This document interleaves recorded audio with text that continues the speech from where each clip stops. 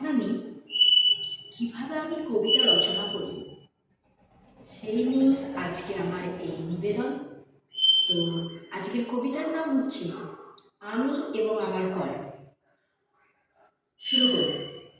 মাঝে মধ্যে বুকের ভিতর হঠাৎ ছন্দ জাগে, মাঝে মধ্যে বুকের ভিতর হঠাৎ ছন্দ জাগে, কলম তখন চলতে থাকে আমার আগে আগে।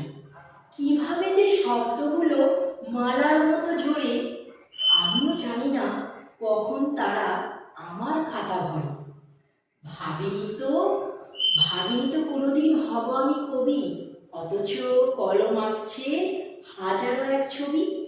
মনের কোণে যখন কোনো গভীর কথা জমে, মনের কোণে যখন কোনো গভীর কথা জমে, ছন্দ হয়ে ঝরতে থাকে একটুও না কমে।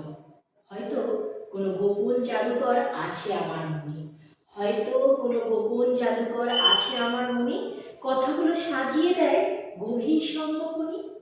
হঠাৎ করে লিখে ফেলি অজানা এক গান, এভাবেই কি জুড়িয়ে যায় আমার অবুঝ প্রাণ। জানি না এই কোন শক্তি, জানি না এই কোন শক্তি কার ইশারায় চলে, অল্প কথায় অনেক কথা কেমন করে বলে। আমি শুধু মাধ্যম তার, কলম ধরি হাতে, বাকি কথা শব্দরা কয় আমার সাথে সাথে। যদি আপনাদের ভিডিওটা ভালো লেগে থাকে অবশ্যই পাশে থাকবেন। ধন্যবাদ।